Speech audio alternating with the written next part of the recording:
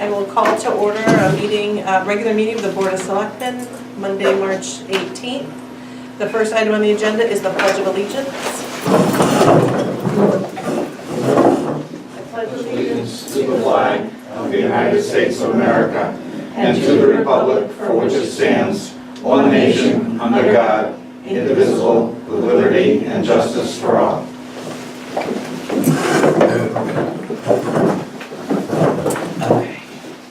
Next item is approving minutes from our March 4th regular meeting.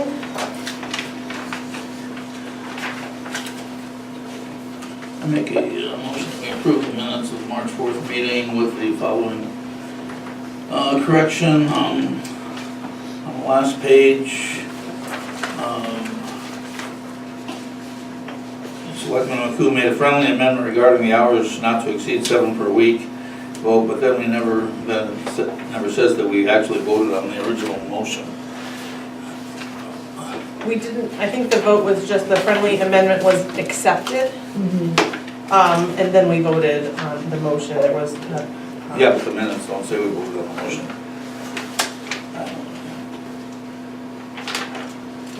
So it should be that you made a friendly amendment, the And amendment, then we didn't another vote one. on the amendment, we voted only on the motion. Okay. But we didn't actually, I don't believe we actually voted on the amendment, the friendly amendment was accepted and no separate vote was held.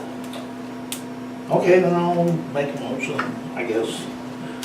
I'll make a motion that we accept the minutes as written. Any other discussion? All those in favor? Aye. Aye. All right. Is there anyone present to speak that's not on the agenda? Just identify yourself, excuse me, and your address for the record. I'll start to the right. Phil Monty, 16 Meadow Lane, Willington, on flags. Bill Rondo, 45 Myrtle Road, here for the senior citizens, Blackpool. Okay. Was there something you wanted to share, so it's not on the agenda? Is there something Yeah, specific you no, wanted? all we're doing is, we're planning on putting in a couple of benches on either side of the Veterans Memorial, Okay. and we'd just like to know if we can do it. Get You want to permission. put benches in? You Yeah, said? Okay. they're made by the Boy Scouts, and they're kind of a quality bench, but if you want on either side of them, one, yeah. So in the grassy area, I'm assuming? In the Pardon? grass spaces? Yes, yes, we would, we're going to be fixing up the grass on April 13th, kind of clean that up anyway, so we're just, be nice to, you know, bench on either side of the memorial so that the people can just go in and sit down and, you know, look at it and have a place for it. That's basically what we're trying to do. Did you say the benches were already made? The benches are being made at Okay. June Norcross Webster Scout Reservation. Okay.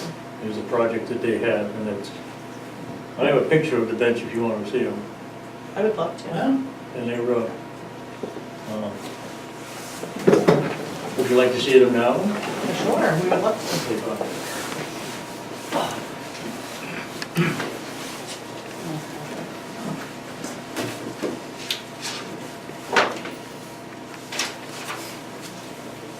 Somehow I get nominated as chairman of this thing. You gotta sit with your hands down this way. That doesn't happen. Then you can't get nominated, right? Bert has, and Eddie. Oh, okay, so just like the So ones this that is- are up This is there, the ones that are at the Scout Hall. up at the Scouts, and this is basically, we'd have a base, and Okay. then we put the bench on top of that. All this here is going to be grassed on both sides. So a cement area, Yeah, we're gonna pour a base because these things are, they're heavy. I guess these weigh about 80 pounds, Okay. and this is all very good stuff. Who's gonna do the pouring? So this is the senior side? Probably us. Oh, yes, okay. I mean, you know, we get a bunch of veterans together, and, You should be able to handle that. you know, unfortunately, a bunch of us are too old. How that feeling too, but. That's the problem with being old. You can't do a lot of things, and we're trying to get new people. I'm guessing you might be able to get some scouts to come. They Scouts, help. the scouts have been helping. I was gonna say they helped with a lot of the work They- there. Well, the scoutmaster and scouts Mhm. built the thing, and we just were runs, which is what we like to be. Right? But anyway, that's what we want to do, and we're just trying to get permission to do it with the, you know. Are you representing the senior center or the? I am representing, yeah, well, this thing is on Senior Center, but I'm the chairman of the Veterans Memorial. Veterans Memorial now. So maybe last month or the month before, they'd come to us asking for us to give them permission to take over that, and we did that. So I'm guessing this is now the start of them moving forward, carrying forward. That's what it is. Thank you. All right, anyone else present to speak? Moving on. Oh, You want to oh, speak yeah. on it now? Oh, yes. I'm sorry, I thought you were together. Well, on October 15th, I sent a letter to the selectmen about displaying more American flags in Wellington. We only have 4. At one point, we had 12. I'd like to see flags displayed from the senior center all the way up to the library. And I sent in a possible form to sponsor the flags and check along with it. Did not hear anything from the Board of Selectmen.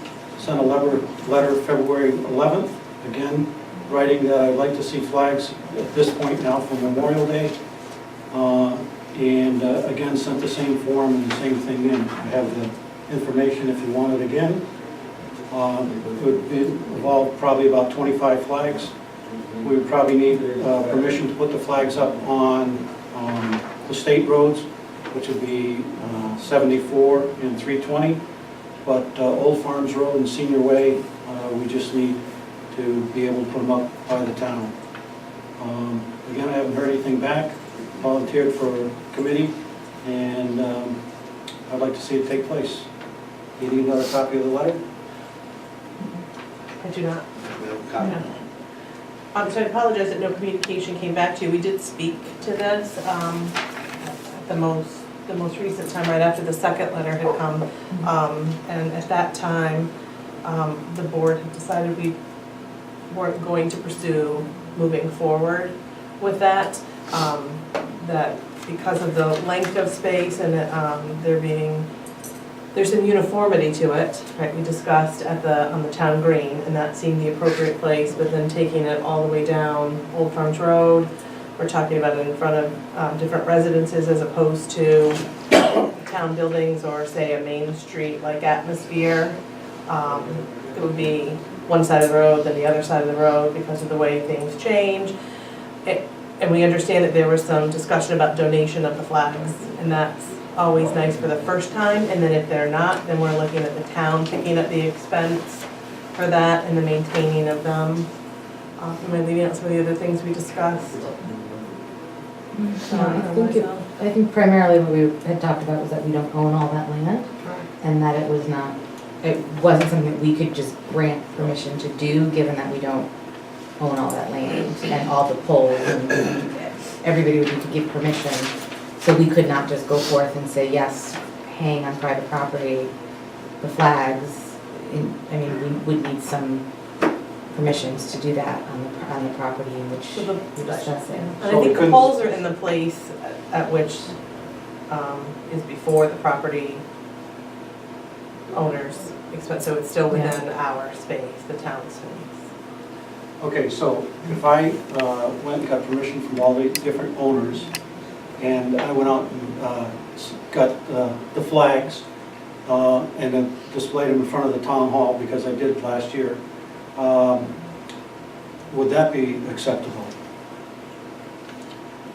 I purchased and put up 4 flags for Veterans Day. I took them down, put them up a week before and took them down. In front of the town hall. Town hall and on Town hall. Senior Way. And I do the same thing again.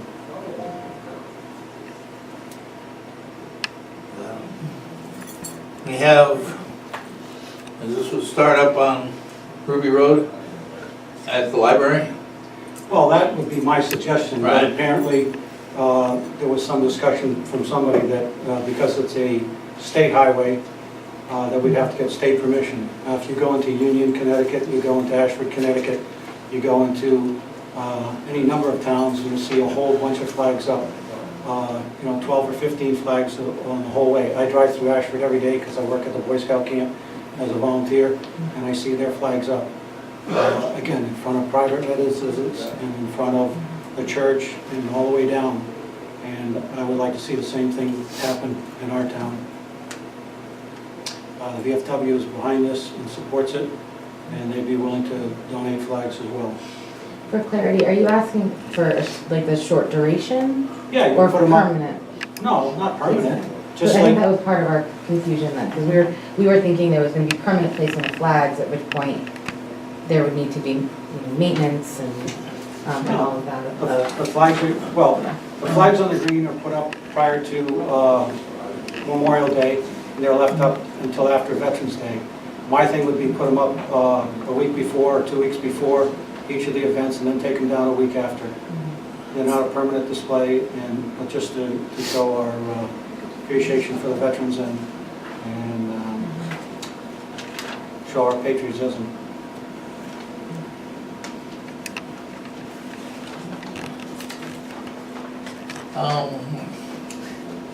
The questions that came to my mind at first were, you start up, you have a couple of private residences. I don't worry so much about the state. The state's not gonna come and tell us to take down flags if we put them up. But you have a couple of private residences in front of, between Ruby Road and Green. Would you be putting flags up in front of those? So your Ruby Road is what, 74? No, Ruby Road is where the library is on. So are you Okay. saying just in front of the library, just in front of this building, and just in front of the senior center, Well- as opposed to all along the way? I'd like to see it the whole way, but again, let's at least start by the library and the town hall and Senior Way. And then I'm more than willing to talk to the homeowners and in front of Center School and so on, and if we eventually expand it. I don't think there's any problem getting funding for it. And again, the flags are put up and taken down. It'd be fairly simple to do. At this point, I'm not able to do it, and I'd be more than happy to do it. So in this aspect, I suppose, with you here speaking, a little bit more clarification to some of the things we talked about, I wouldn't be opposed to starting a committee, and it be the responsibility of that committee to put them up and take them down. Otherwise, then it becomes yet another task we put on our Public Works Department, to put them up and take them down at the appropriate time. I have questions about having them up all the time, whether or not they would be lit.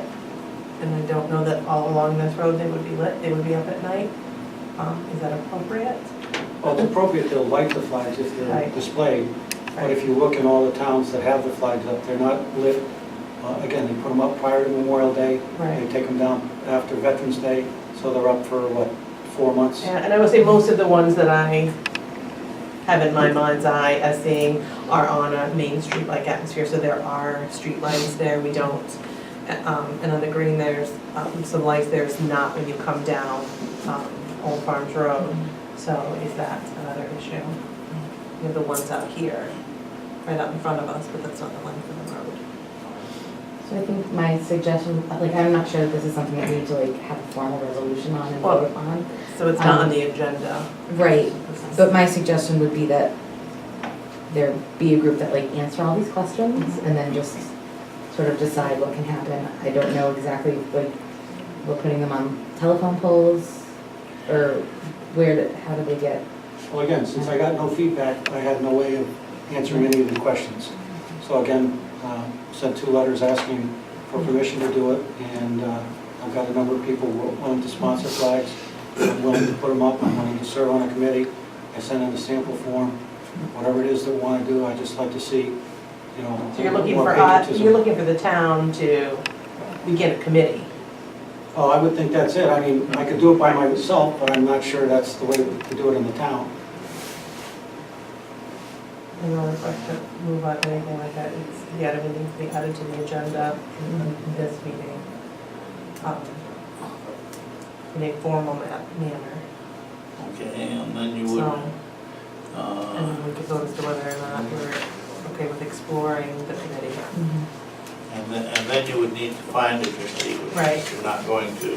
Right. You're not And gonna have a deter- committee and unless determine the- unless people out here in the audience wanna jump up and. Right, and determine the number of people on the committee, what the committee would Will be comprised of. And I assume you would be willing to chair the committee? Sure. So I'll move to add item C to new business. Exploratory flag committee. A second.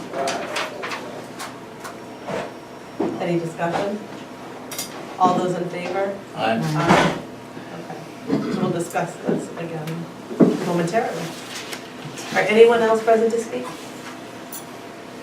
All right, so moving on to correspondence, there's a list of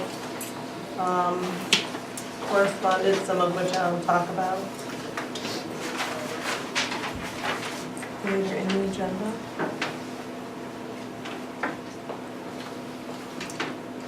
So status report, I'm happy to say that we're down to two openings, only one of which I have to actually sit the hiring of, and that's the tax collector, so we begin those interviews tomorrow. And then Jenny is, what's today, the 18th, so Friday closed the position for the Assistant Human Services Assistant, and Human Services Department Assistant, and so Jenny will begin hiring for that. The Front Steps project, we reached out to Rockwell to see if we could get a more concrete, pardon the pun, date on when they were coming out. They're waiting for the more steady above freezing temps before we move forward, so as to not have any more delays. So as soon as I get a more accurate date, I will move forward with that. The next item is Public Works, so this is the point of the meeting where you'd hear from me recently on our Public Works Department, but I want to take the opportunity to introduce our new Public Works Director, Troy Spizzato. So Troy began today. So we were in the town hall. He started today and he didn't leave and not come back, so there's a plus. So welcome Troy, and I hope this is the beginning of a very long tenure here in the town of Wellington. So want to share, say, speak?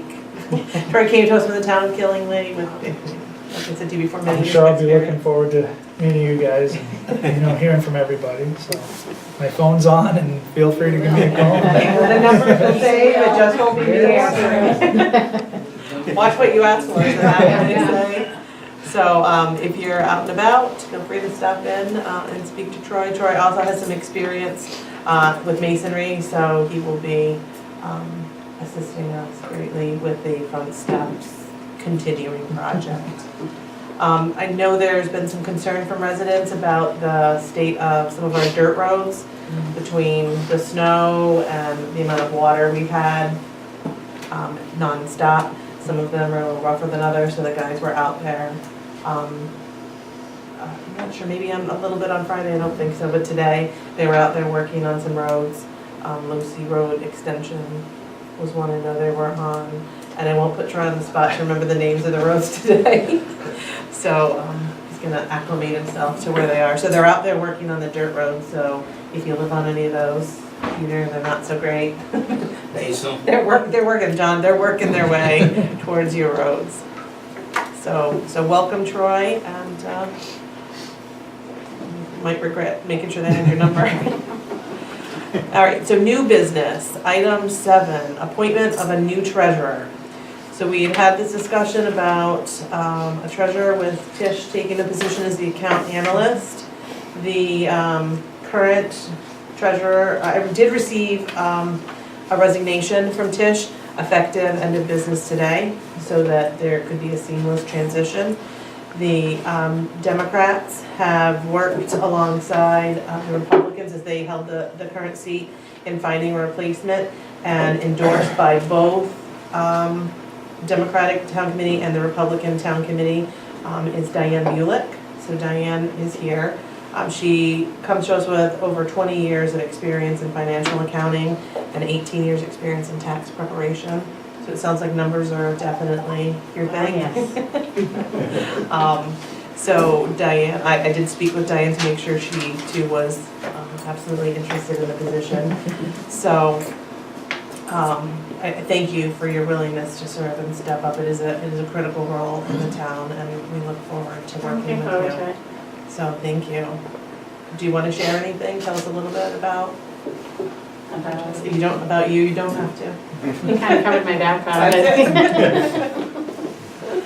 So with that, I would move to appoint Diane Bulick as treasurer for the town of Willington, effective March 19th, 2019, expiring November 18th, 2019. Second. Any discussion?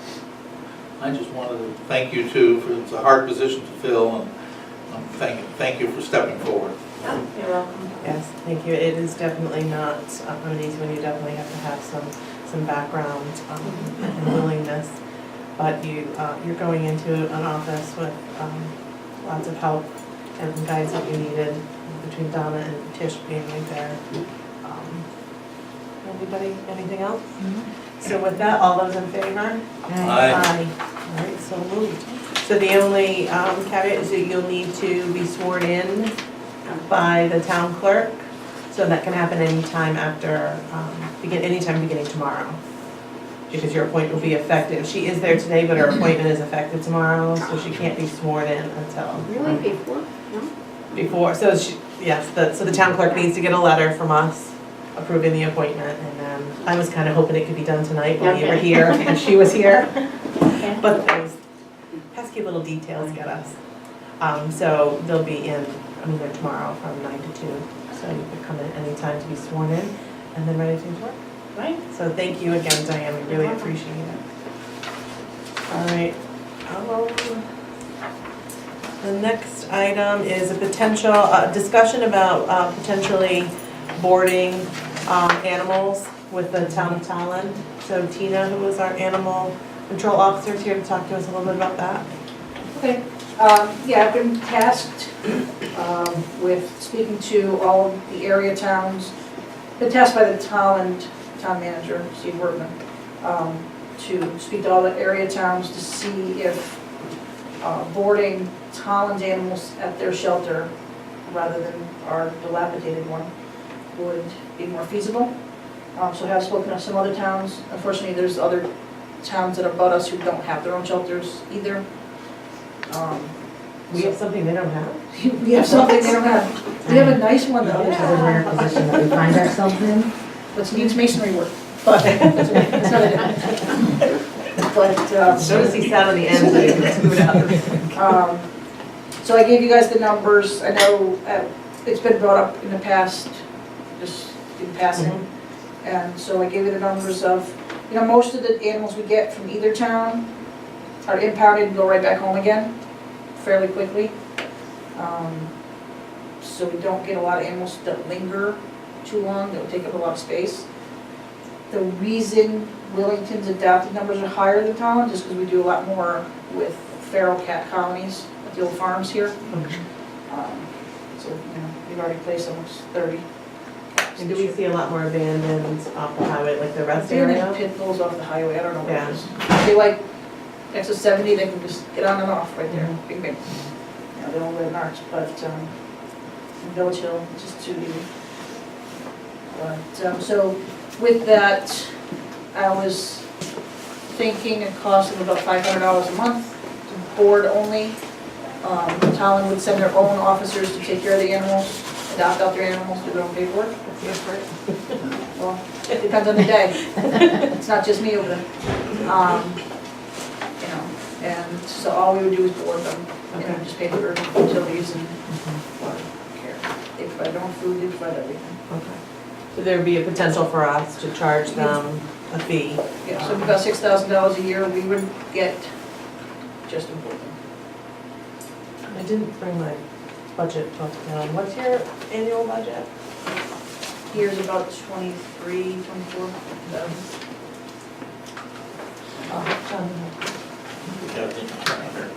You know what?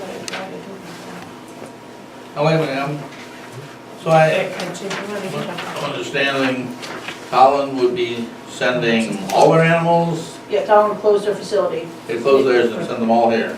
Right. Okay. And they would provide the food, Yeah, we provide everything. they would provide everything you need except the actual facility. So there's a potential for us to get some revenue. Coventry's been doing that with Vernon for many years. I don't think Coventry's ever had their own pound, but they send them down to Vernon. But they pay for services also, so when their ACO is not working, they actually get coverage in Coventry, but that's not what we're looking for. So when you go down to feed the animals there, and we have 2 Willington animals and 2 Tolland animals, you feed them all, or you'd feed 2 and they'd send somebody over to feed the other 2? It depends who's working on what days. Over there, I have multiple people, it's not just me and Tom, so. It all depends. I wouldn't expect Tom to take care of Wilmington's animals now. How would you how could you imagine them being differentiated so you would know? I could put some on one side and one, there's 4 kennels on either side. You could do 4 and 4. But rarely do I have more than 2 dogs at one time in either town. And you have said to us in the past that typically the town and animals go home rather quick. Yeah, both towns, they go home fairly quickly. They said Wellington's adopted numbers are higher, and those are cats. Those Village Hill cats that we're working on. Cats down the track.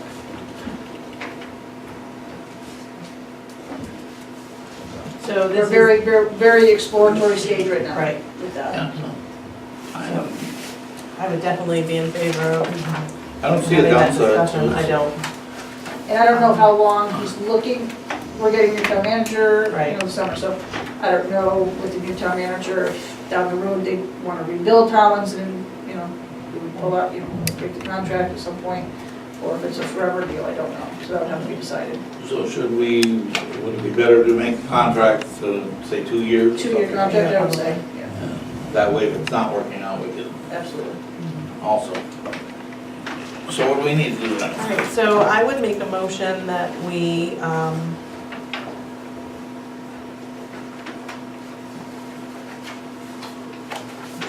that we begin a discussion of contracting animal boarding with the town of Towland here in Wellington.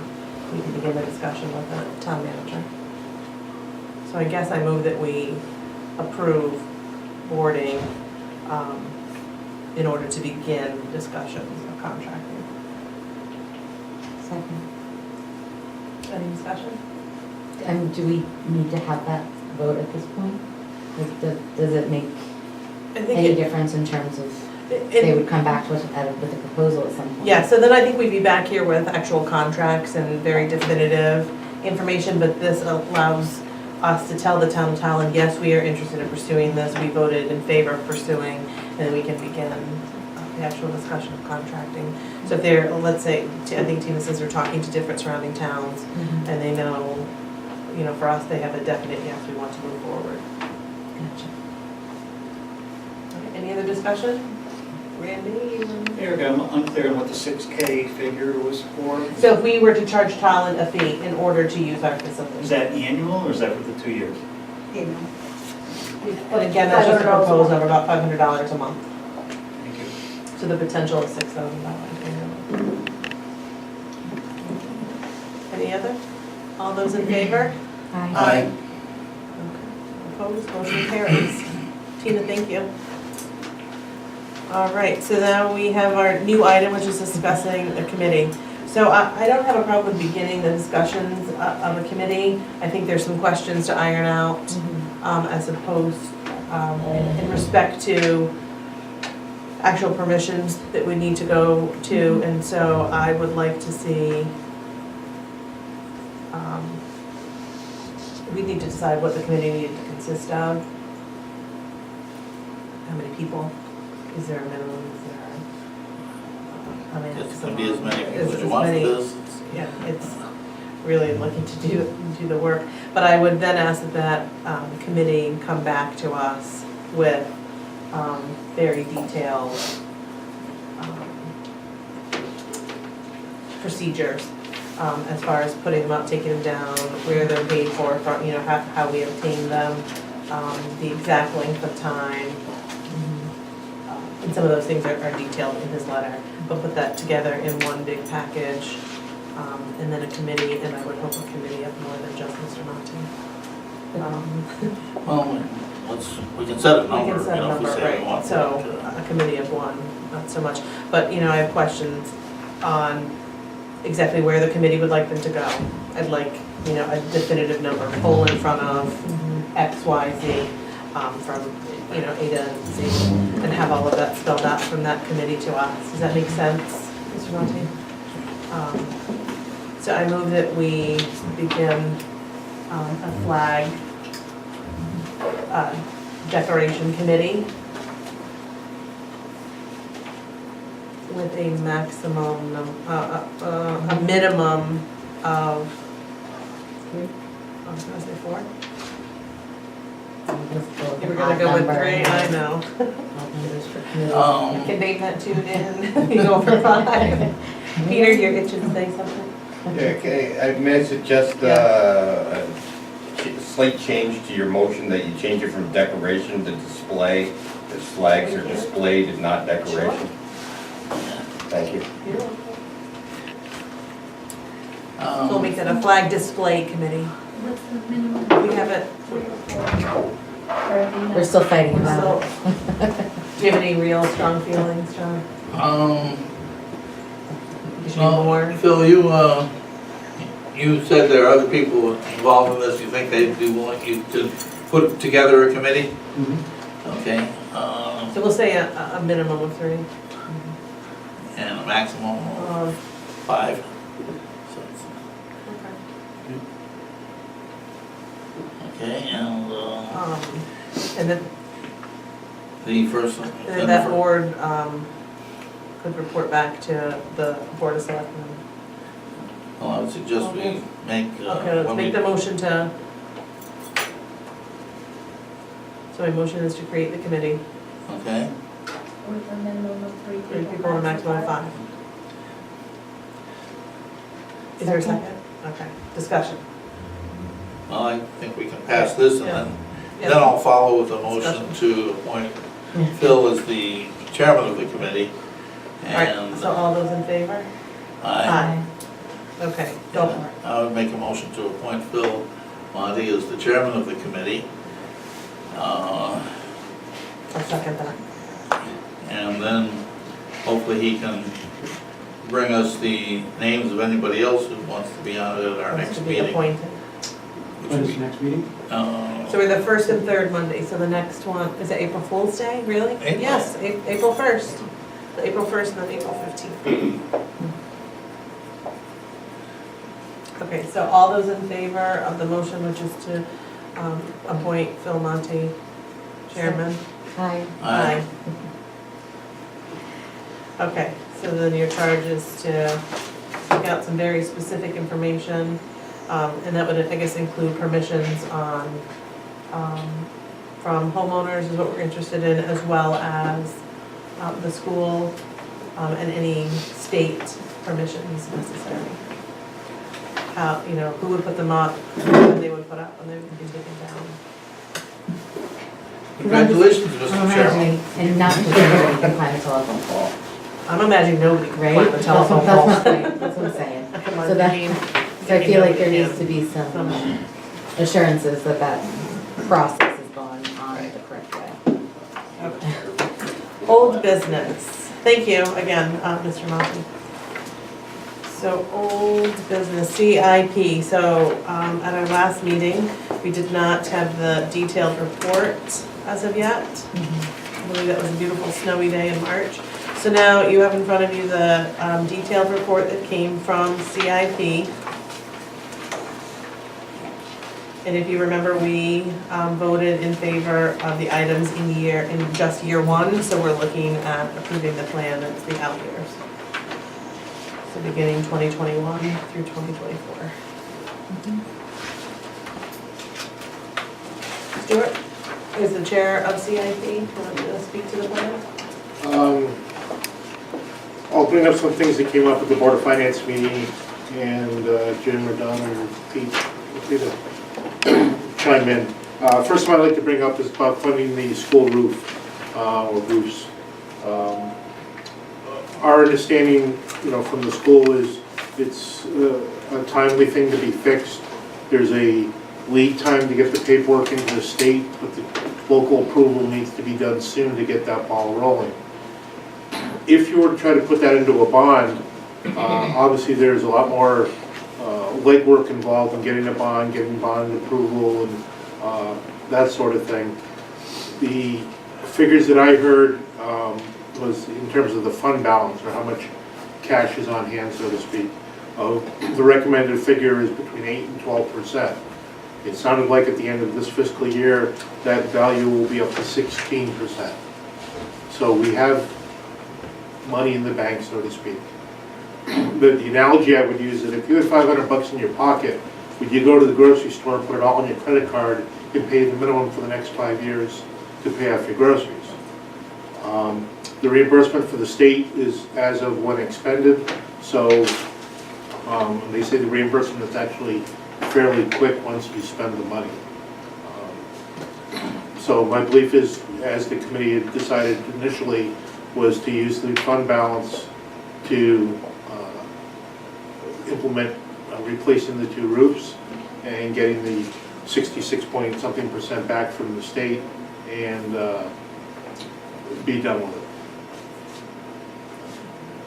Any questions on the school roof process? That was CIP, so I did not. No, okay. Okay, so one of the proposals that came up from at least one of the Board of Finance members was that let's float a bond now and take the school roofs and/or the public works projects and/or any potential firehouse or old projects and putting them into one bond right now. The thought of the committee at the time, and I'll stand behind it because I believe it's the right decision, is you're still paying on a roughly $3 million debt on the library until approximately 2027. The 2 things that the CIP is somewhat tried to follow as best it can is we don't want to raise the tax rates for capital spending wherever possible. We try to keep the annual expenditure for capital expenses fairly level as best we can. If you were to implement a bond now, or realistically 2 years from now, there would be an overlap of paying for the library and paying for the new bond, which would significantly impact the local tax rate, let alone inhibiting you to doing other capital projects going on. I mean, if you spend it all on those bond type projects and the bond payments,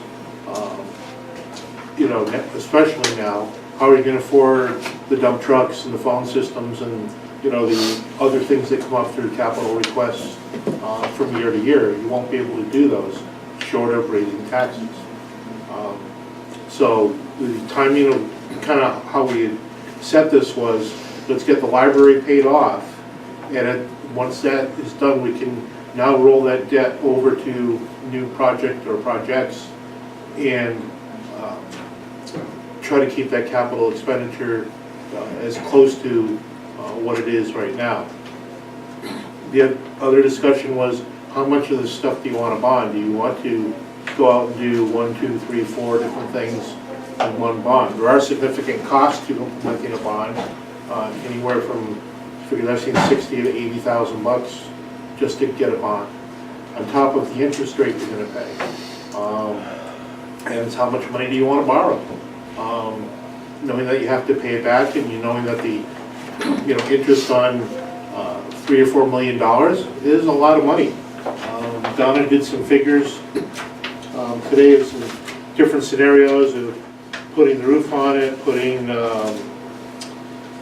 the 3 proposed drainage projects, which I'm sure there may be many more to do.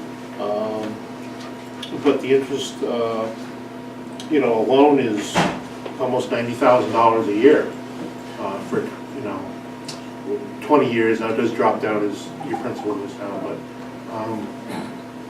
so these are all things that the CIP committee considered. This is how we came up with the plan of kind of the timing of things. When can we incur more debt? try to keep the impact of the tax rate as low as possible. And, you know, we obviously only dealt with the requests that we were given. We have not been given a request by the school for either renovations or new school or whatever. We can't evaluate what we don't have in front of us. And obviously it's premature to know what those figures are or what direction the town is going to take in terms of the school system. So, Stuart, thank you for all of that. I have some questions, and Stuart mentioned that at the Board of Finance meeting, a member brought up some discussions of asking us to consider other options. I'll reiterate what Stuart mentioned, that we did consider all of those options over. Peter and Jim, you were both on that committee, many weeks of discussions, hearing all of the projects, going through things. My understanding is that the CIP plan goes from the committee, that's an advisory committee of the Board of Selectmen, to the Board of Selectmen, where it's approved, given to the Board of Finance to consider with all of the budget planning, and then it's actually approved at town meeting.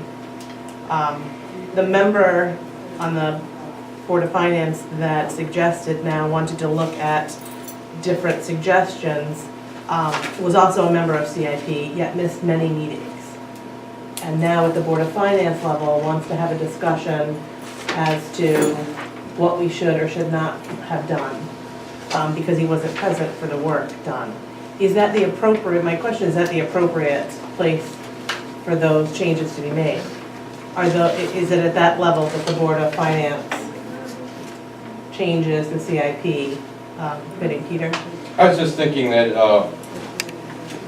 if it has to be approved by the Board of Finance, then the Board of Finance, even if the members in this situation, should be able to bring up those concerns and have you just at least look at his concerns. If you determine that they're unfounded, then pass it back the way it is.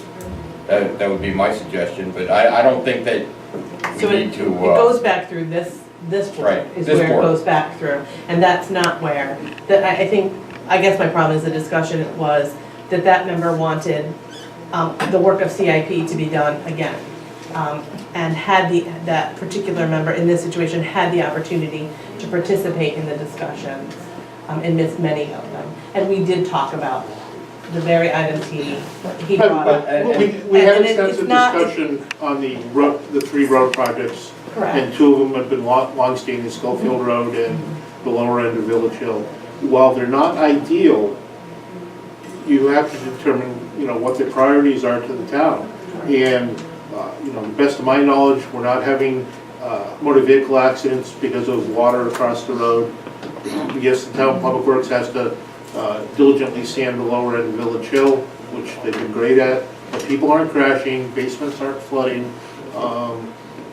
Is that a priority over putting a roof on a school or incurring more debt? It's not we know it needs to be done, but you need to prioritize these, and the committee looked at prioritizing these. And the committee agreed that they are absolutely a priority. When I first sat on CIP this time last year, I was shocked to see a request dated 1990, early 1990, maybe even said 1990. And yet here we were still discussing the same 2 road projects.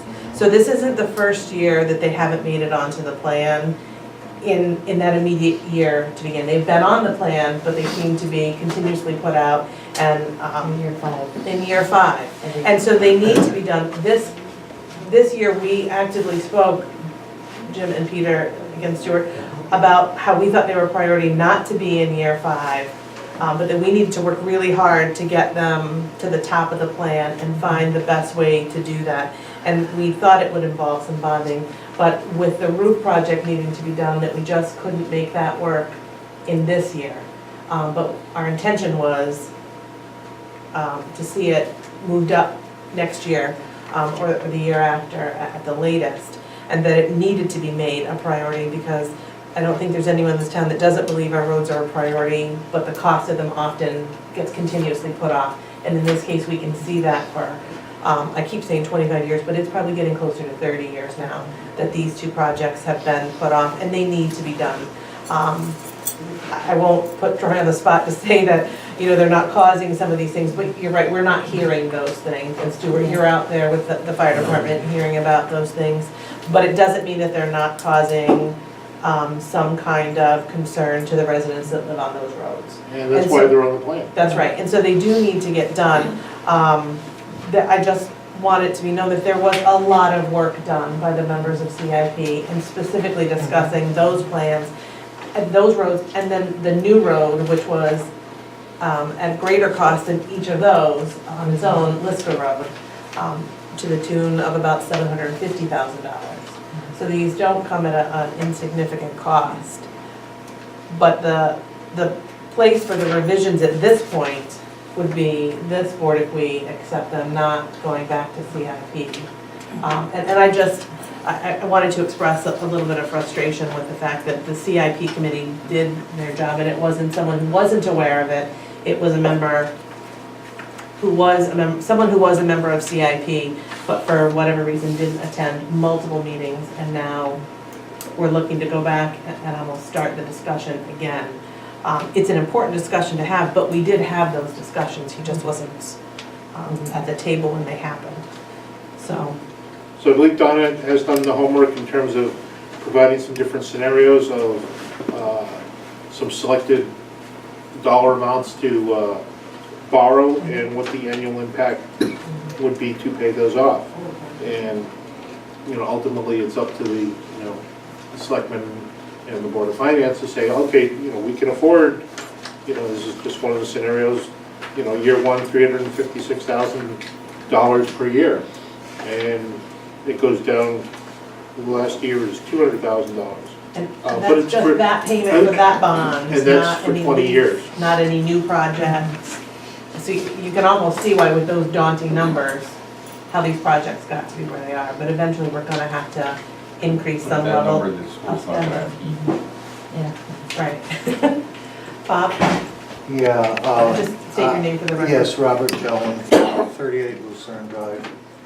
I just want to reiterate, and I've had this, I spoke with Stu, and I believe John was sort of in on the discussion as well, and I've spoken with other people for a long time now, and including Erica, and one of the greatest concerns in my mind, being a resident of that area for 42 years, is the fact that we in our area have dealt with that for as long as I can possibly remember, and I applaud you for bringing it back in the front.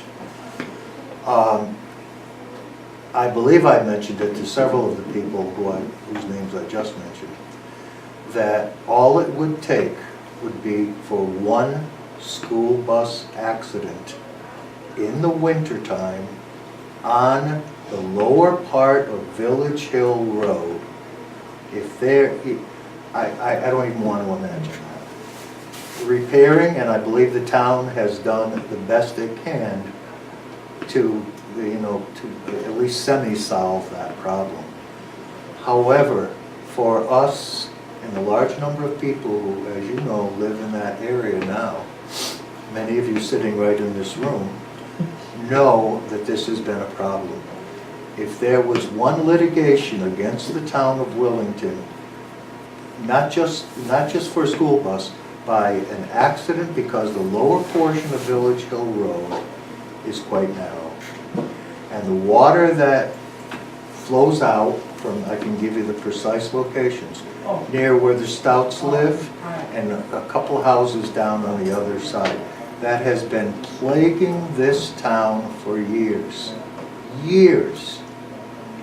People have asked and asked and asked, successive generations of members of all the community boards involved in this town.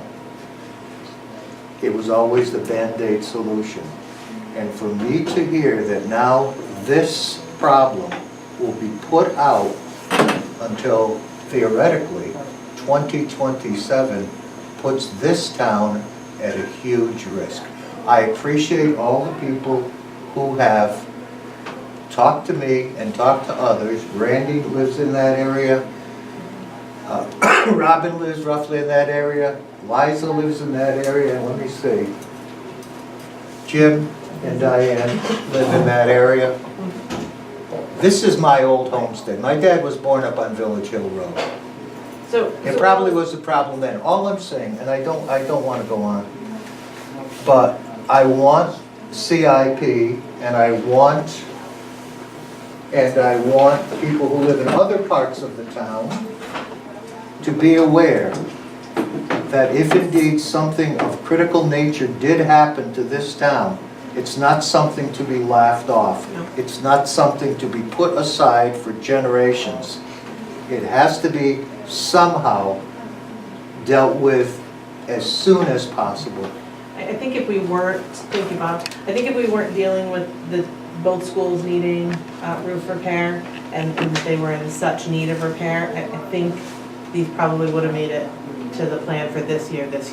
But this was the time to do it. But those significant costs, we just didn't think we could afford them all at once at one time. And that with the 2 bonds, we just couldn't. But this particular year in CIP, there was very serious discussion about how do we get them to year 1 of that plan, and let's make that happen. So in the out years, you'll see them farther out, much farther out than CIP discussed having them, because I believe it's going to be a real, how are we doing this year conversation for CIP next year when we're not dealing with the roof project. Erica, if I could just say it, just a few more. It will be quick. It will be quick. I do support, I do very much appreciate the activity that you've undertaken to support this, because this is critical. This is truly critical. And, you know, the other consideration that I often see is on just where Schofield ends and intersects with Village Hill. The traffic volume in that area, in my time in this town, has increased dramatically. You see many, many cars in the morning rush hour for Willington. For Willington. And in the afternoon. You're gonna wait at that stop sign 2 minutes. And the rush hour in the afternoon is predominantly, believe it or not, Massachusetts drivers who are coming from Wales and using that as a shortcut to avoid Stafford Springs. It is something we need to do, but I want it to be I'm said sorry, that it was an undertaking by the entire committee, and there was lots of discussion on it. And the intention is that there be movement much sooner, not later, that it not be 2024 that we're discussing this. And I do appreciate So your it was work, a and their whole work committee as well, effort. and the Board of Finance as well. And I'll add to that, Yes. one of the only reasons why there was not a crash there this winter, and I've only lived there 11 months, is because there was nobody coming on 32 when my minivan slid right in to the middle of 32 because I couldn't stop. So that was sheer luck. So it's a really crappy spot, and it is extremely dangerous. But we are talking about it, so. We are, right? and again, it surprised me, I don't know how many others at the table had been much more active in the CIP process, that it had been there for so many years, and it was really discouraging to me that it had been there for so many years. But when you start doing the numbers and something urgent comes up, like say a roof that's leaking, and there are buckets in every other classroom and lining the hallways. Yeah, I know. Sometimes you have to put one aside to the other, and that's where we came to once again. So our job is at this point to approve the CIP plan that goes forward to town meeting for our final approval. So I'll make a motion that we approve the CIP plan for 2019, 2020 through 23, 24. Second. Discussion. All those in favor? Aye. All right, motion carries. Stuart, to you and Jim, Peter, and the other members of CIP, thank you. Donna, a lot of work, a lot of long nights, constant discussion, and sadly there's so many projects that we'll be talking about many of them next year. Again, along with anything new that comes along. All right, so the next item is discussion of the solar rendering at Button Hill. So Don Bird came to us last week. Don, do you have anything new? I have the revised drawings. Okay. I So have a, can I ask you a question before you get to those? I did promise you that I'd do some research on the topic, of which I did. One of them was that at a housing authority meeting on February 26th, the housing authority made a motion and seconded for you to spend money on said drawings, but there's no actual vote that took place. So, I thought that, do you recall a vote? Yeah. I don't know, and the meeting, the minutes do not reflect, they reflect the motion and discussion actually moved into electricity usage and fish tanks and bulbs, but there's no actual vote recorded that authorized you to spend the money. So the first thing I say is, I think you need to address that, whether it would be just an error, an omission from the minutes, or if a vote actually took place, or in the discussion, it just didn't come back to it. So So the fact that we did. you've already done them. The motion and the second mean nothing if there's no actual vote. Okay, so we can't discuss putting solar panels Well, I on? didn't say we couldn't discuss, but there could be a real problem with the fact that you spent money that you may not have been authorized to spend. Well, And so I want to bring, correct the so I want to minutes bring that to your attention Okay. to fix. And the other, go ahead, you have new drawings? Yes, Okay, you want to share those with us? Do you have a copy for us? yes. Okay.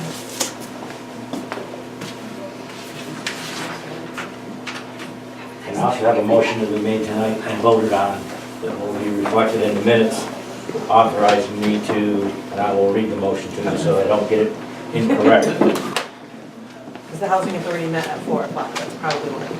That's why, I mean, this was still going on when I was here. I'm going to turn them around so it's Oh, sorry. Okay, so Okay, now, I'll read you the motion we just passed tonight. okay. It says the housing authority would like to inform the selectmen that we support the concept of adding solar power to Button Hill, providing it is financially viable and that determination is a work in progress. The resolution does not allow Don Bird, myself, to make application at this time, but to determine if what land is available to install solar panels in Button Hill. So, basically, with regard to the site here, this silverized portion here is all that's available within our lease line to build on. And that's on your land. So at this point in time, I don't even have authorization to install panel 1 on the ground. So it's a question to the selectmen, if they support solar and support the energy that I'm putting into this as well as the expertise, that maybe I can put some solar within our lease line, because the yellow one being the lease line and the green one being this 200-foot setback. Now, I'm pretty much restricted by everything as far as what we can fit there. And there's no sense in trying to, it's very difficult to make a determination as to the cost savings and the benefits until I can know whether I can put panel 1 on the ground. So I guess the question to the selectmen is twofold. Would you consider allowing the housing authority to install solar panels on the ground within our lease line? And secondarily, would you consider allowing the housing authority to install some additional solar panels outside of the lease line, but within the 200-foot setback, both of them being on town land? Okay. So I have some concerns with us giving permission for a project that hasn't been approved by the housing authority. No, and your motion speaks to that. They just want to know if we say it's okay. But it's hard for us to say it's okay to a project that hasn't been approved by anyone. It's really just saying, it really would mean nothing. Well, it would mean we could use the land. Well, you can use the land as long as it fits inside your lease agreement. That's what I would say to you. So there's a lot of legal language in the, again, I did tell you I would do some research in the lease. Does the lease prohibit him? It's not clear to me without having an attorney take a look at this to be sure. And that's an expense to us for a project that the housing authority isn't yet to, I see the housing, I can see where the housing authority is coming from. You want to make sure everything's okay before you go forward and start the process. But I'm not sure that's the right way to go about the project. They're not willing to say, yes, we want to put solar up. To me, you should know what the costs are and be willing to spend the money to do the project. I'm not sure that you can get all of the appropriate permits from zoning in which to do this. That all has to go through zoning and you need an application. So it sounds like housing authority has not given you the permission to file an application. No. So we're being asked to approve something that isn't in favor. To say we were in favor, do I think looking into solar is a good idea? Yes. That's very different from the Board of Selectmen saying, yes, you can put it wherever you want.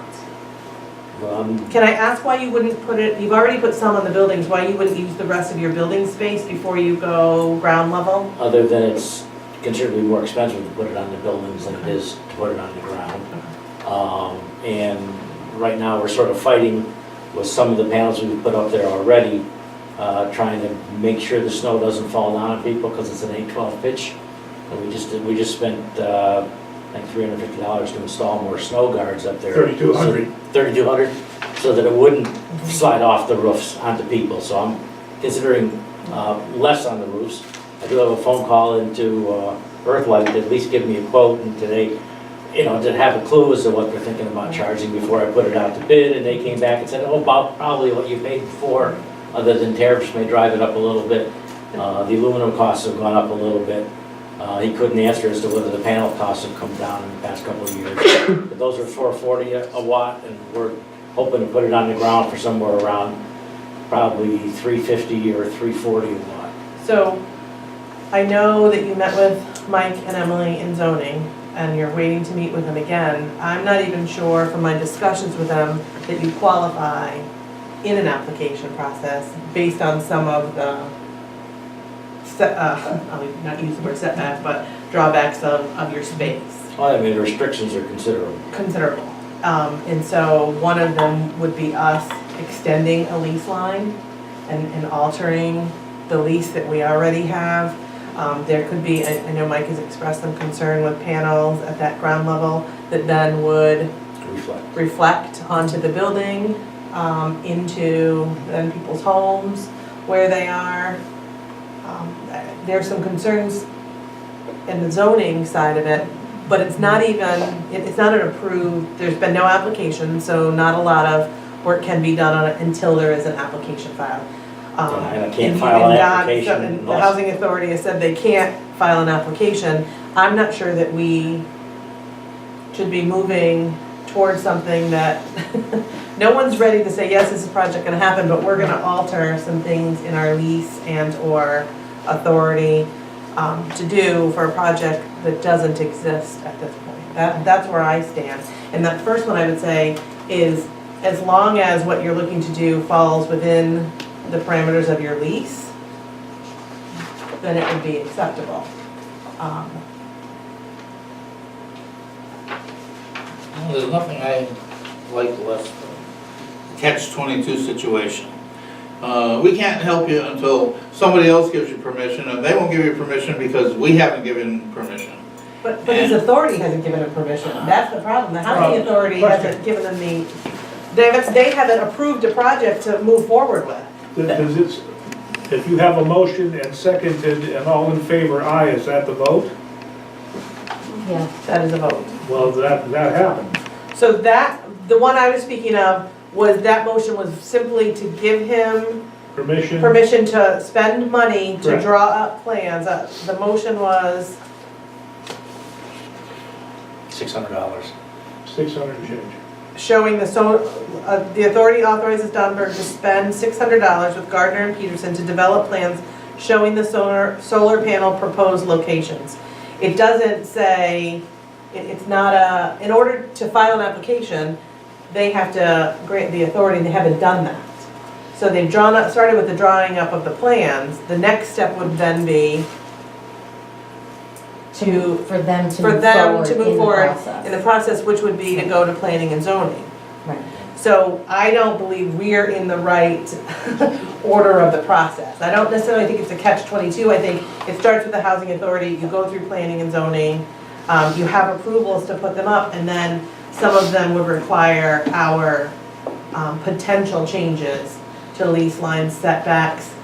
The information, baseline information from planning and zoning is very likely they may not qualify for a hardship in order to go outside of these setbacks and some of these other restrictions that Don spoke of, which is why he's simply right now talking about these 2 panels, correct? Yeah, and Based on this conversation. this little skinny area Right. here, but, you know.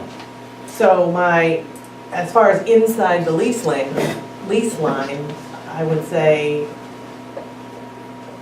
they can begin a process inside the lease limit as long as it doesn't violate the terms of their lease. But then they'd have to apply, they'd still have to go through zoning process. At what point, okay, are we Go gonna ahead. set out a process for them to follow here? So he's spoken with Mike, and Mike had been very detailed about the process with them. So I guess we're being asked to do something that we could make some changes here, and it could affect something else if this particular project doesn't happen. So I'm not sure we should be changing lease lines, going, authorizing something out, moving things for a project that may never come to fruition. On the other hand, can we give him a process to follow so that he doesn't get all the permissions from the housing authority and go through planning and zoning, which everybody knows is not something you want to do unless you absolutely positively have to do it, and then come to us and say, we got all the approvals, we say, yeah, we're not going to let you go through the lease lines. Or even put it on your land within the lease line. Right. So I feel like we're being asked to circumvent the process that is in place that has been communicated already. If that's the challenge, right? And I also, this is the third time that You can go. Oh, sure. you've come. You're dismissed. Yeah, we want you to come back tomorrow. Thank you, Charlie. Thank you. So, I mean, this is the third time we've gotten information, and like there's a lot of pieces of data that aren't here yet. Like there isn't information on cost, there isn't information on like how much service it's gonna provide. Like we're getting a lot of drawings about where things could possibly go, but like I'm not seeing a justification as to why this is something that we would want to move lease lines or give special I think the first permissions. step in the process is the housing authority approving the project and approving to apply to begin the process of the project. For a I think project we that, can't even specify, okay, because we don't know where we can put it. well, But but working with them will help you determine that. You don't have a project approved to apply for. Bob, you want to weigh in? Yeah, I think it's essential here, because you're talking about going outside of your setback line. Potentially, yes. Potentially. Ideally. Right, Okay, Well, so- most of it is outside Well, that. I think in order for that to move forward, You everyone has to You have to get start here. PZC's building input on, is that possible? What are the restrictions? There's a setback for a particular reason in every case. Yeah, oh yeah. And that, apparently that setback's in question too, but that's Well, something to work on with the chairman. And the curious thing is that Love's coming in and they're dealing with a slope like that, they're questioning it too. So you're in good company. But PZC has to come to some understanding or ruling on your setback and how that's going to affect the size or the completion of your That's right, project. yeah. So I think that's your first Right, step. the first step. So the first step is a discussion at your housing authority, and then in with PCC, and Mike and Emily, I think they told you that. Well, I'm just, I mean, I think you're hoping to get everybody to say yes, and then you'll start the process, and that's unfortunately not how it works. We could say we're in favor of solar, but it doesn't mean yes to these specifications. I'm just trying to get some clarity primarily as to whether we can put solar within our lease line before I even try to go hold on for, that's enough for about 12 and a half systems, we'd like to do 21 systems. So if we can do a smaller amount, fine, but it's hard to give you financials and put it out to bid and talk to a contractor and get bids until I know where I can possibly locate it. I don't know if I can locate panel 1 on the ground at this point. Now granted, that does involve planning and zoning, but I presume they're gonna say, well, the selectmen let you put it there. So have you looked at the terms of your lease as to what you can do with the land? I have not. Okay.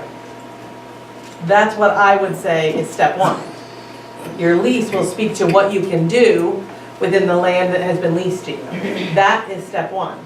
So at this point, the selectmen would then be doing that work, and I'm not opposed to that, but I think you need to know whether you can. To me, that's your first step. If all you're asking us is what you can do within the land inside your lease line, you have you should have a copy of the lease. There's one up there. Right. And if not, there is a copy in the town clerk's office. And determine what your restrictions are there. If there are no restrictions there, then you can begin with the proper authority, the housing authority, to begin an application for the items within in the zoning office. I That think would be we're the trying place to to work start. inside the time constraint because there's something out there. There's a pile of Eversource and set of time constraints. While I feel for that, we still have to make sure we do the process the same for you and for you and for you, that everyone might argue that they're under a time constraint to try to get what's best for them. And while I would hate to miss out on any of those things, we have to make sure we follow the process. And I think it's evident that I'm not trying to circumvent the process. I've got a plan there that I need to present to planning and zoning. It'd be nice to tell them. Right, but you can't present to planning and zoning until you've applied. And you can't apply until you've been given the authority to make the application. And I can't find out whether it's a 200-foot setback or a 50-foot setback until Michael D'Amato speaks to the chairman to find out why that 200-foot setback exists for solar panels. Okay, he said that? Yeah, he's gonna have a chat with. So he's gonna ask about that, so that's the next thing we find out. Okay. And when was this gonna happen? Might happen at tomorrow's meeting, but there's also the public hearing, so I'm guessing. He would, Is there a meeting tomorrow? there's a PCC meeting tomorrow, so Mike is hoping to speak with Walter tomorrow. That is correct. And then but again, there's only so much they can do. He cannot be on the agenda at a PCC meeting without an application. And he doesn't have any authority to make an application. They don't have pre-app anymore on P&Z? I do not believe so. Didn't they used to have where you can do a pre-application and discuss? It's too bad. Randy, could you answer to that as a member of PCC? Not that I believe. Not under Mike's administration, no. No. And not from what Mike had shared with me. And I know Mike and Emily did sit down and talk to Don, and he did say when when they're done with this process, he would share some information in writing back to Don, so he had a clear-cut path, and share that with us as well. So again, I'm not trying to bog down your system, but we're not the right place to start. So again, if you want to put something up on the land within your lease line, I would say you just need to follow the terms of the lease. And in my interpretation, quick reading, I didn't see anything that immediately stood out that said you could not. There was anything that said you could, but I don't believe I found anything that said you could not. I would ask for someone else to look at it before and directed us in that way. But I think you need to start by looking at the lease to see what you can do within the lease line. In the lease line, this is the back of the lease line. The lease line is. And then it holds pretty around, the rest of it holds really tight to here, if I'm not mistaken. And then planning and zoning would get involved in placement of things within that lease line. Do things have to be certain feet from X, Y, and Z? That is not our authority to say. If you're asking us if you can put these two things within your lease line, I would say the first thing you do is check to see whether or not your lease, and I can do the same if you would like me to work with a land use attorney. That would probably be a good idea. But I think that the housing authority needs to do some of that homework as well. Well, you know, On their end, this is and the I would kind of on our thing where maybe the housing authority and you and the planning and zoning people could all get together at one time, so it's not, well, I can't do anything till he does something, and he can't do anything till you do something, you can't do anything till I do something. Right, so we are I will If tell you, we all are get- If communicating. you all get together at once, then you can settle out who's gonna move But, first. yeah, and there's only so much information each of us can give you until an application has been made. Right. That's the difficult part. Something we say isn't necessarily part of the entire process. And so there needs to be an application because the Planning and Zoning Commission is involved, not Mike, but the zoning commission will move on those things, and there have to be public hearings.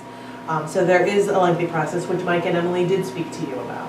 Well, I'm sort of familiar with the process. Nothing goes fast with planning and zoning, so. We didn't talk about public hearings and advertising costs yet, but okay. Right, because until there's an application, there's nothing to talk about.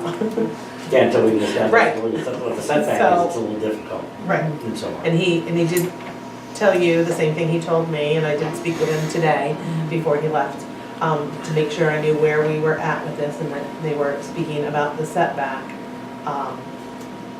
But the rest of it, And there I needs to can- be an application. And I can put it out to bid and see what I get back for prices from people based on the limited area I have to work with right now. With the premise that if I have more space at some point in time, maybe they can give me a better price. Well, you're not gonna go out to bid until you know what you can do, and that here is the problem.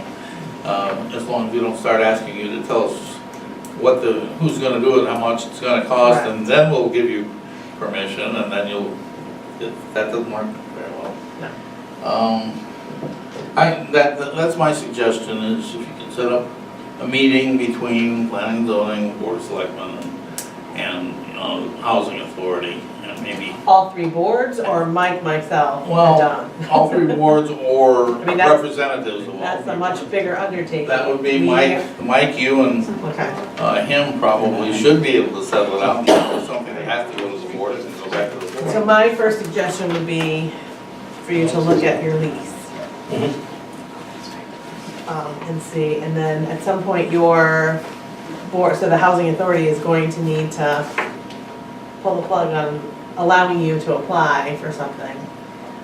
Pulling the plug. That you want. So, I mean, Pulling the they're- switch to execute. Right, I mean, they want, they want you to start the Commit, process, but commit. not really, they don't want to give you the authority to apply. Yes. So, I think, Well, I sort of wrote that myself because just to protect but that's them. what was moved on, right? Yeah, for So it's, this meeting. it's can we I- get all of the answers we want and then do the process? And that's circumventing the process. So start out with In order, everybody getting together, or start out with an application of planning and zoning. I would say start out with everybody getting. I would say we've already done it, he met with him and then I immediately spoke with him. I knew from our last meeting, so I met with Mike, you already had an appointment 2 days later with Mike and Emily. Yeah. I sat down with Mike and we had a conversation about the fact that there is no project, there's been nothing applied for, so there's really nothing to discuss. You can't get on an agenda for planning and zoning meeting without an application. What is the application going to, what is he going to apply for? Is he going to apply, here's how, I know they're gonna want an application, they're not just gonna want, can I put solar housing, they're gonna want. Well, listen, last We week want he came. here, there, the other He came to place, us last week with a plan for 1, 2, 3, 4, 5, 6, 7, 8, at least 8 solar panels Okay, last week. And that's what he was meeting with him about and wanted to be on the agenda at PZC. And Mike explained to him that you cannot get on the agenda without an application. So okay. now he's coming back to us with, well, I still want this, but I'll take this if I can't get this. Part of the process is being skipped here. I probably should put alternate locations on some of those, but as opposed to, But I think there Back needs to them be all. one project in play. Is this all you're doing, or is it the entire thing, the project that you were applying for? Randy Belair, Planning and Zoning. I just want to suggest, I mean, you can present to P's a phased project, phase 1 being the 8 or whatever, phase 2 would be determined at such time that, all the I's are dotted and the T's are crossed. That you have permission, and setbacks are not gonna be an obstacle to phase two. We can give you guidance on that to tell you whether or not phase two is liable to even consider for the future. But you can present it all at once, because we'd like to get the big picture where you think you might go, okay? But that's the appropriate place to start, to Yes. begin. Okay. Let me take at least one of those back.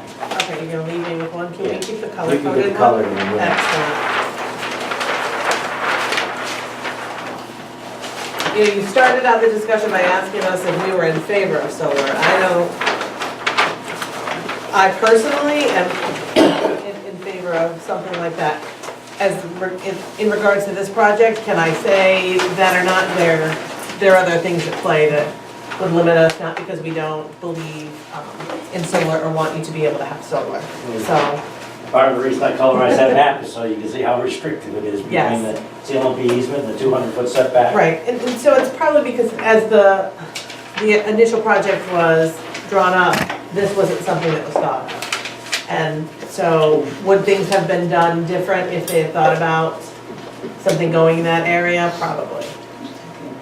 So, and I know it's at a greater cost, but I think currently, and Mike and I discussed this, and I think he's the same thing to you, putting them on your buildings is the easiest way for you to go now in that We've process. got a lot of the buildings. You do have a lot of so far. We're saving buildings. about probably $3,000 a year with what we have So in the we're building. not done with the discussion, it's how we get to making it the right process for the housing authority and for the town. Okay, And so we can't vote on details that we don't have, right? Right. I think that's our predicament.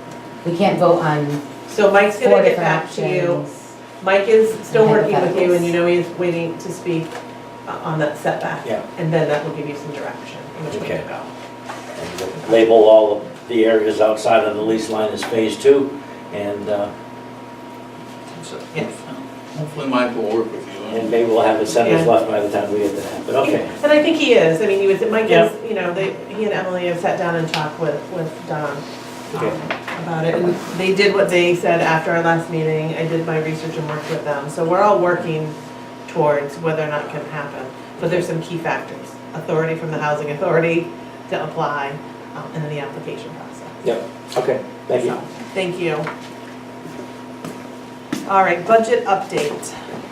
So I put this on the agenda. When we voted on a budget that included $10,000 for new software in the accounting office, you recall that Phoenix was sunsetting. So we received a quote from Power School for their software they also own the Phoenix that we're using, so there would be less need to migrate data. There would be less external work to be done than if we went with a completely different company. So it was very last minute hard numbers that we got just prior to the Board of Finance meeting on Thursday. So at that meeting, I asked Board of Finance to increase that accounting line item by $30,000. Because we had only asked for 10,000 in addition to the 10,000 that we're currently using, and we knew we knew that was a low number, but we had no idea in what direction to go. And that we talked about if we had to go back to them. Because they were still in the discussion stages and we got a number to them, the Board of Finance said we'd rather hear a number from you now than come back to us later. So that would change what we had actually voted on as a board. You have your budget? Or were you looking at this one? Okay, so it would bring our new request, if this is the one that you're looking at, it brings our Board of Selectmen budget up to 2.5%, so from 55,522 increase in dollars to an additional 85,522.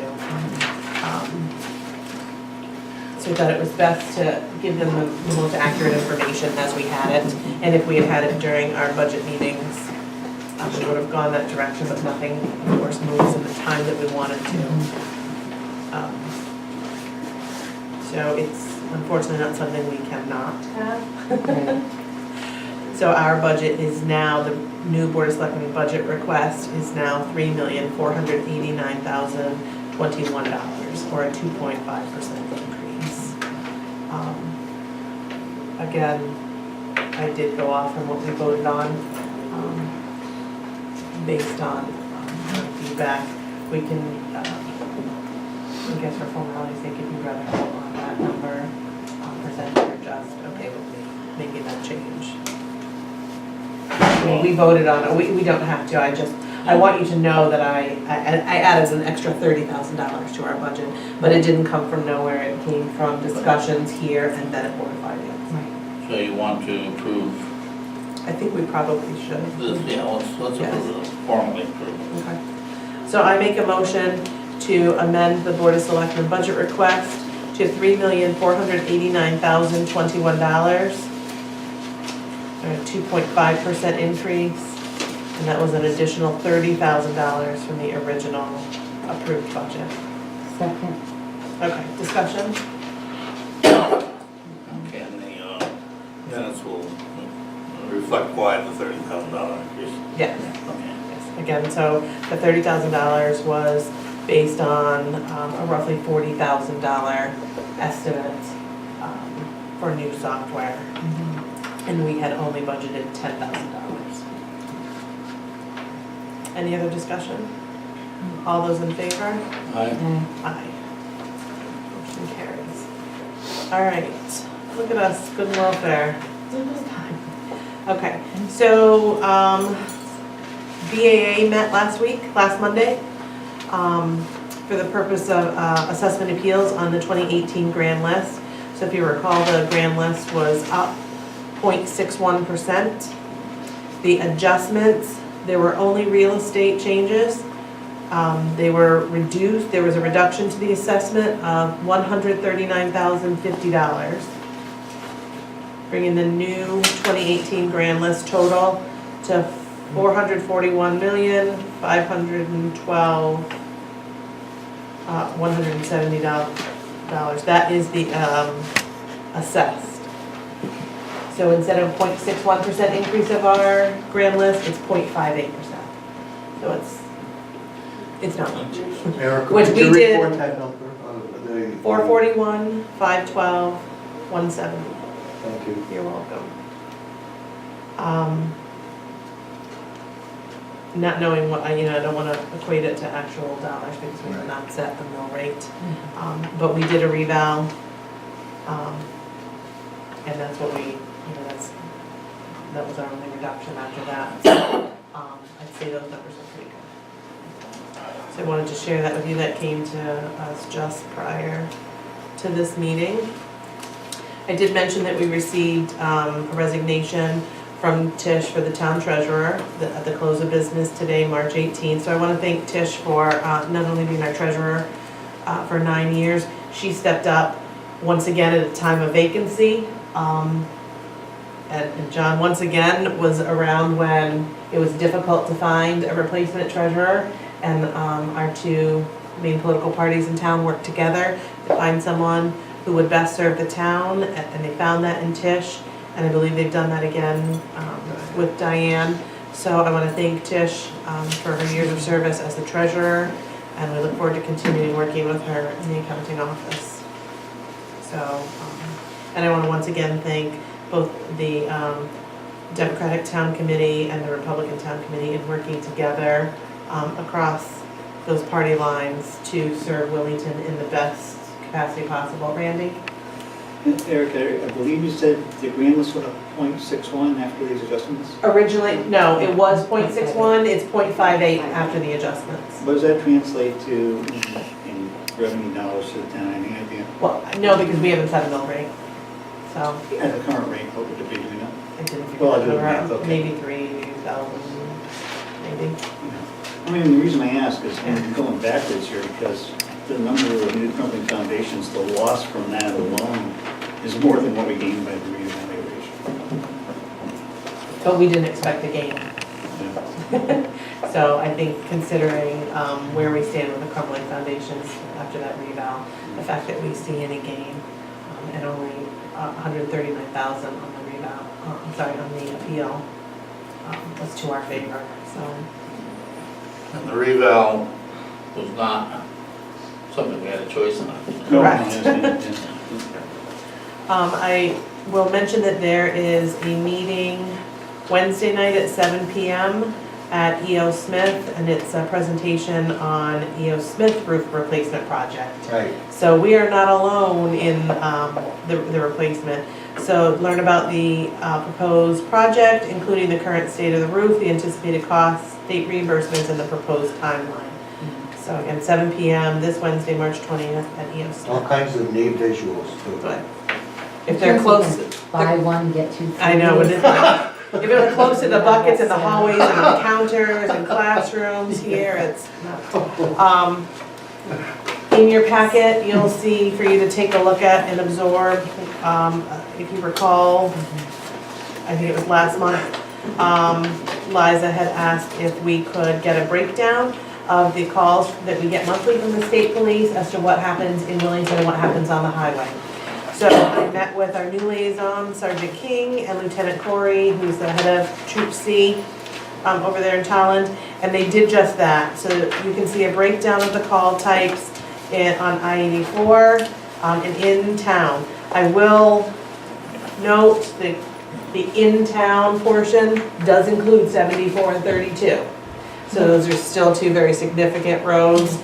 You know, to break those down even further, I suppose if we really wanted to, we could. No, But- I think the critical area was just figuring out what's on 84, which really is very little Willington involvement versus Right, what's well, happening I think, next to our houses. I think you might, there could be an argument made for the number of some of these calls on 74 and 32 could be traveling through Willington. No, but Yeah. they're still right in front of our houses, Right, right? Like yeah. 84, Correct. the chances of something happening on 84 impacting Willington town residents is very small Yes. as compared to something happening on Route 74 is going to impact Willington residents, whether they're land, individuals, right? So I think that distinction of 84 is sort of like this bubble that goes through our town, but I think we wanted to Yeah. see what happens. Well, what's interesting to In me our is, town. oftentimes as I read that report, I'll say to you, most of those happen on 84. I think this report shows you most of those do not happen on 84. A lot of the patrol checks and the traffic stops, although we are correct. And this, he ran it from November 1 to January 31. The number of traffic stops was 490, 405 of those were on 84, 85 were in town. And the patrol checks, 148 were on the highway, 203 were in town. But again, he did point out that a lot of those could have been Patrol check, patrol check, that could just be, just swinging through and yeah, watching people the on things, the south or the side. things that we asked them to come through and do. Yeah, right. So if you have a chance to look that over I and did see it. digest I that. said I was at home. Yeah, that's why I asked Robin to give it to you as soon as we got it, so you have some time to digest it before. The last item, oh no, I have two more items for good and welfare. I do not believe it's too late for you to purchase your tickets for Alice in Wonderland at Please do so. Fall School this Friday night and Saturday night. I no longer have a child who participates in that, but boy, I still love going. They put on a really good show. Jason Phillips has a really good program over there, so I encourage you all to go. You may or may not see the child of a select woman as Alice. Please do. So, but those kids work really, really hard. Illness seems to be taking them down one by one, but they have a long week ahead of them, so you can get your tickets at the library or at one of the schools. Anywhere else? I think that's, not here, not here. Every so. school's at the door if you want to risk it. That's it. The last item I will mention to you, because the next time you see us at a meeting, you may notice that Liza's name will change from Eliza McCoo to Eliza Boritz. So she's had a name change, that will be reflected. At the time of a new treasurer, there's lots of new things to sign and change, so this was the appropriate time to change Liza's legal name at that point. So we will not be getting a new selectman, same selectman, new fresh name. Well, old name. Old name. Original name. New, actually. fresh, recycled name. So Back with to, that, back to square one. I move to adjourn at 8:04. Second.